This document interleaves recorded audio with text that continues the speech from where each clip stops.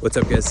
It's day 4 of the Fearless 30 Challenge, and it's also Sunday, so I'm outside with Summit, and we're recharging in nature, and I hope you got outside as well.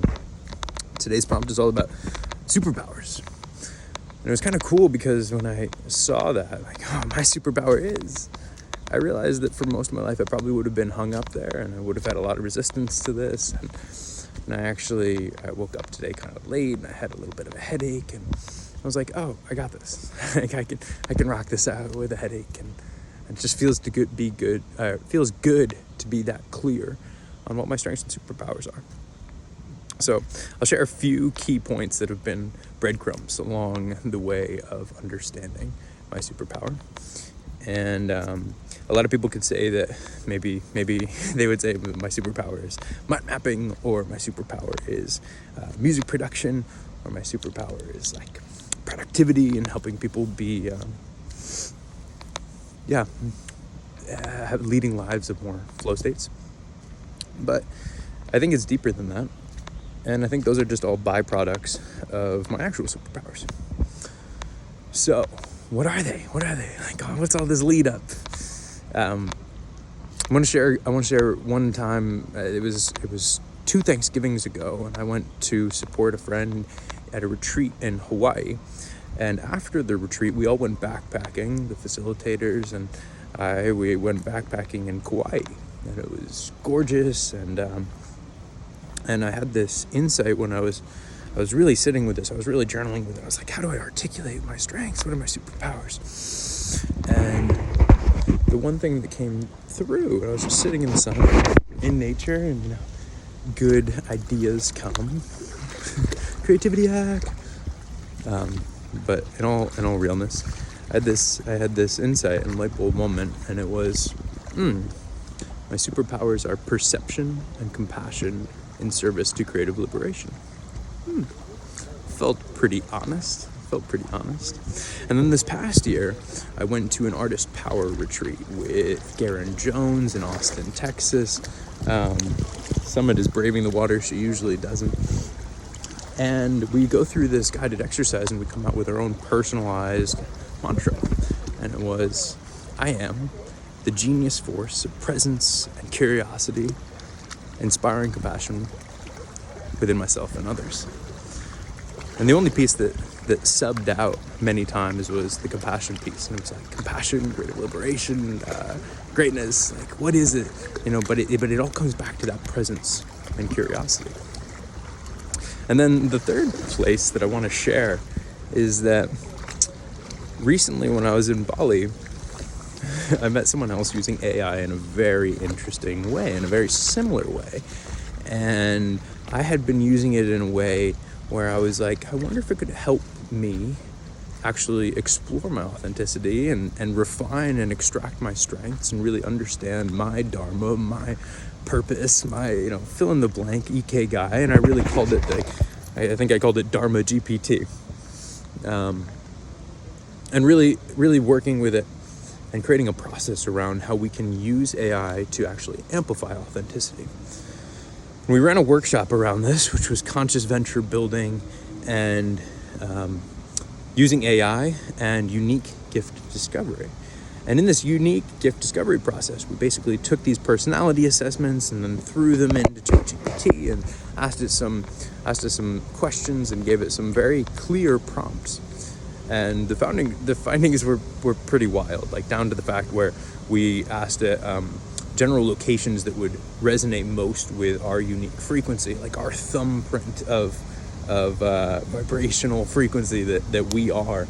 And my friend Alex, who went through it first, and the 3 places that came up with were all places that he's lived, and the necklace that he was wearing was a combination of stones and metals that were on his list.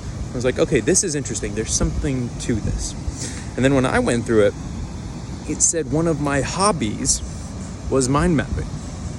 It doesn't know anything about me. It doesn't have access to the internet.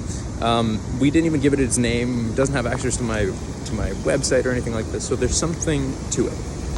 And what it came up with is that my unique gifts are to unearth to synthesize, and to harmonize. And it was interesting because for years I've had Clarify, Simplify, Amplify on my website. It's kind of similar. This ability to, let's go with unearth, synthesize, and harmonize. This ability to unearth, to see deeper truths, to reveal and shine the spotlight on hidden elements that would have otherwise been unseen. This ability to synthesize lots of data points and interesting combinations and new ways to connect the dots. Let's say even in music production, I'll hear something and I'll be like, oh, what you have now as the chorus is actually the pre-chorus. This part over here that you thought was the bridge was actually the chorus. Boop, boop, boop, boop, boop, boop, boop. This is how it all comes together as a song. And I do that in more holistic ways for people's businesses as well. And harmonize, which was one of the most interesting ones, and I've been getting more and more reflections on lately, is this ability to bring harmony to groups and individuals, to create a lightness, to diffuse tension, to create harmony.